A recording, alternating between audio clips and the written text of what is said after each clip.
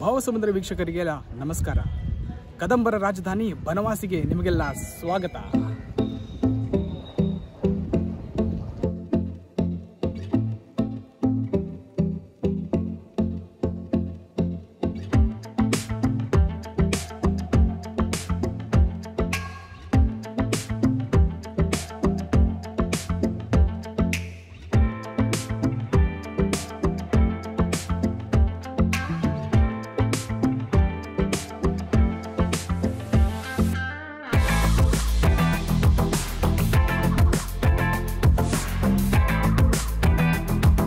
ಕದಂಬರ ರಾಜಧಾನಿ ಬನವಾಸಿ ಇದೊಂದು ಬರೀ ಊರಲ್ಲ, ಕೋಟಿ ಕನ್ನಡಿಗರ ಹೆಮ್ಮೆಯ ವಾಸ್ತುಶಿಲ್ಪದ ಊರು.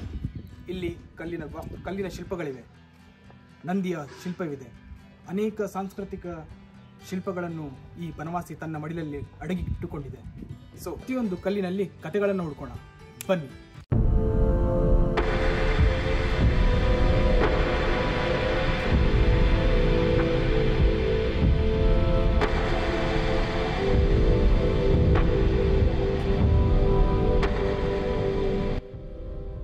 ಆರಂಕುಶವಿಟ್ಟೊಡಂ ನೆನೆಯುವುದೆನ್ನ ಮನಂ ಬನವಾಸಿ ದೇಶಮಂ.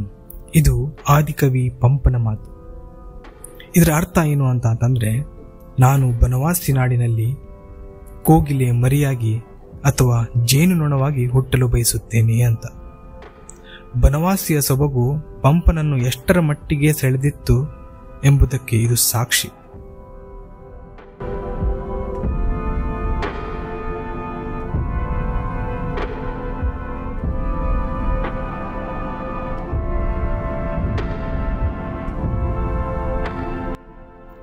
ಕರುನಾಡಿನಲ್ಲಿ ಬನವಾಸಿ ಎಂಬುದು ಅತ್ಯಂತ ಪ್ರಮುಖ ಸ್ಥಳ. ಕರುನಾಡಿನ ರಾಜವಂಶದ ಕದಂಬರ ರಾಜಧಾನಿ ನಮ್ಮ ಬನವಾಸಿ.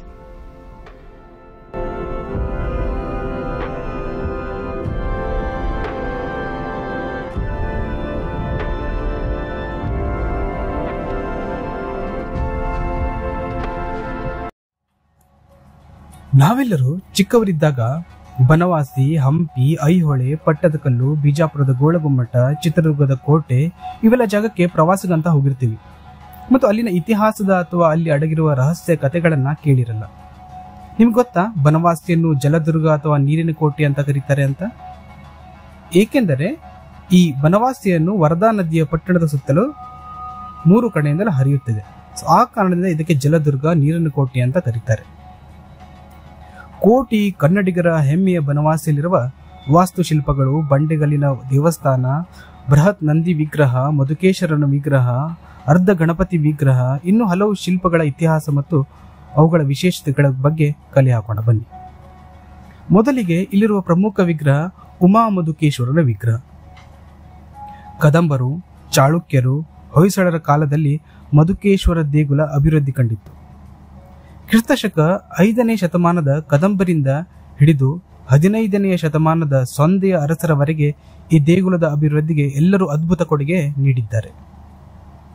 ಈ ದೇಗುಲದಲ್ಲಿನ ಶಿವಲಿಂಗ ಜೇನಿನ ಬಣ್ಣದಲ್ಲಿದೆ, ಹೀಗಾಗಿ ಇದನ್ನು ಮಧುಕೇಶ್ವರ ಎಂದು ಕರೆಯುತ್ತಾರೆ.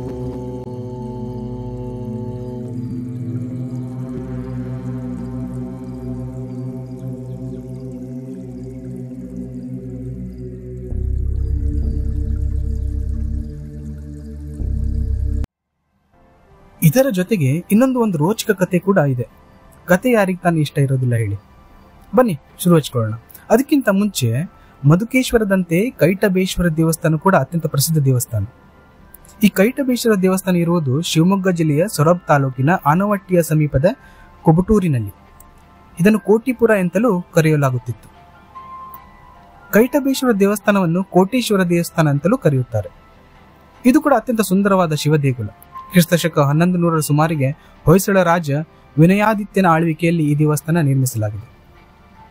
ಮುಂದೆ ಈ ದೇವಸ್ಥಾನ ಕೂಡ ವಿಸಿಟ್ ಮಾಡ್ತೀವಿ, ಅದನ್ನು ಕೂಡ ಕವರ್ ಮಾಡ್ತೀವಿ. ಕತೆ ಹೇಳ್ತೇನಂತ ಹೇಳಿ ಟ್ರ್ಯಾಕ್ ತಪ್ಪೋದ್ನ ಅಂತ ಅನ್ಕೋಬೇಡಿ. ನಮ್ಮ ಕತೆಗೆ ಮತ್ತು ಈ ಕೈಟಬೇಶ್ವರ ದೇವಸ್ಥಾನಕ್ಕೆ ಒಂದು ನಂಟಿದೆ. ಬನ್ನಿ.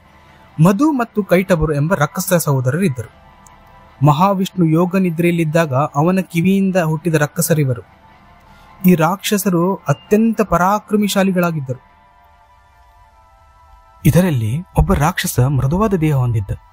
ಅದಕ್ಕೆ ಆತನಿಗೆ ಮಧು ಎಂಬ ಹೆಸರಿತ್ತು. ಇನ್ನೊಬ್ಬನಿಗೆ ಕಲ್ಲಿನಷ್ಟೇ ಕಠಿಣವಾಗಿದ್ದ ಅದಕ್ಕೆ ಆತನಿಗೆ ಕೈಟಭ ಎಂಬ ಹೆಸರಿತ್ತು. ಪರಾಕ್ರಮಿಗಳಾದ ಇವರಿಬ್ಬರು ಮಹಾನ್ ಶಿವನ ಭಕ್ತರು ಕೂಡ ಆಗಿದ್ದರು. ಜೊತೆಗೆ ನೀರಿನಲ್ಲಿ ನಮಗೆ ಮರಣ ಬರಬಾರದು ಎಂದು ಶಿವನಿಂದ ವರ ಕೂಡ ಪಡೆದಿದ್ದರು.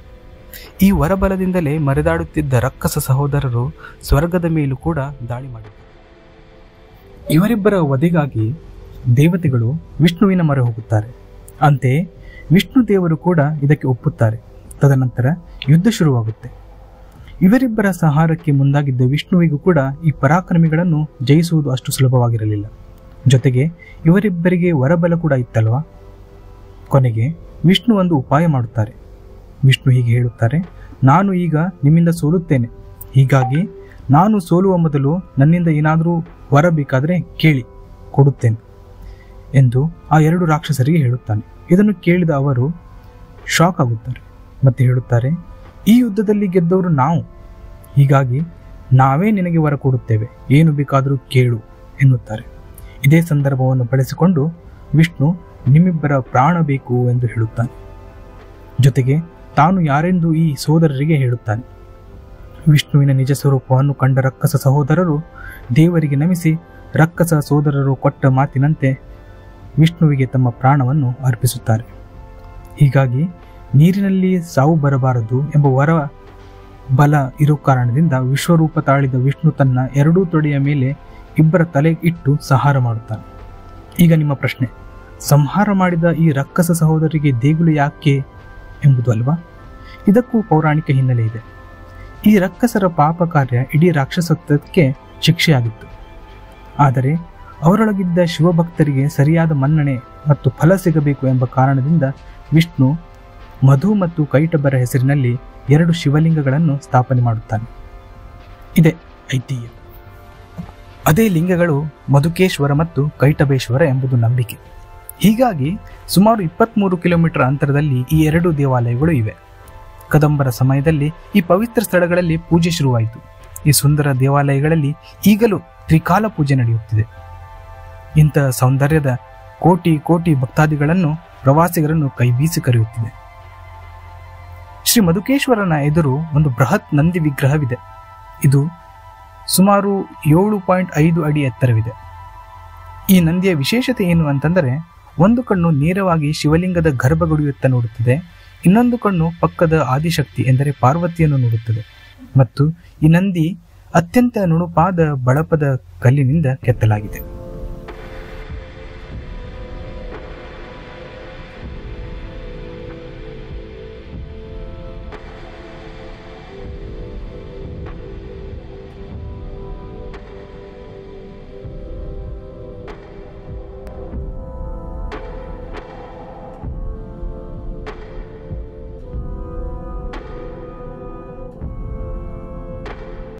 ಬನವಾಸಿಯ ಮತ್ತೊಂದು ಪ್ರಮುಖ ಆಕರ್ಷಣೆ ಏನು ಅಂತಂದ್ರೆ, ಇಲ್ಲೊಂದು ಅರ್ಧ ಗಣಪತಿಯ ಮೂರ್ತಿ ಇದೆ.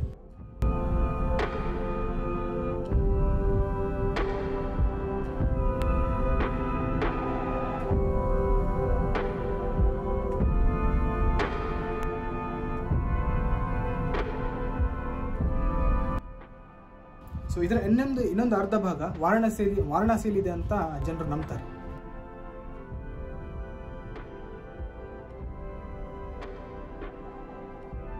ಮಹಾಭಾರತ ಸಮಯದಲ್ಲಿ ಬನವಾಸಿಯನ್ನು ಸಂಜಯಂತಿಪುರ ಎಂದು ಕರೆಯಲಾಗುತ್ತಿತ್ತು. ಇದರ ಉಲ್ಲೇಖ ನೀವು ಮಹಾಭಾರತದ ಮಹಾಕಾವ್ಯದಲ್ಲಿ ಕಾಣಬಹುದು.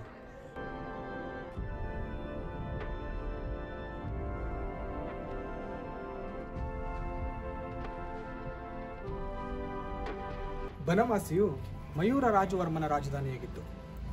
ಕದಂಬ ರಾಜವಂಶದ ಕುಂತಲ ಸಾಮ್ರಾಜ್ಯದ ಪರೋಪಕಾರಿ ಚಕ್ರವರ್ತಿಯಾಗಿದ್ದರು ರಾಜ ಮಯೂರ ಶರ್ಮ.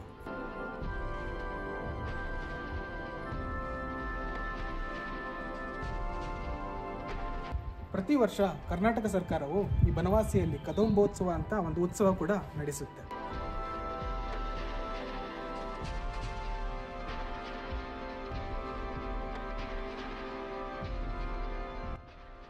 ಇಲ್ಲಿಗೆ ನಾನು ಈ ಬನವಾಸಿ ವ್ಲಾಗ್ನ ಮುಗಿಸ್ತೀನಿ.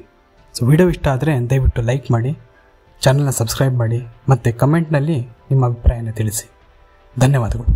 ಶುಭವಾಗಲಿ.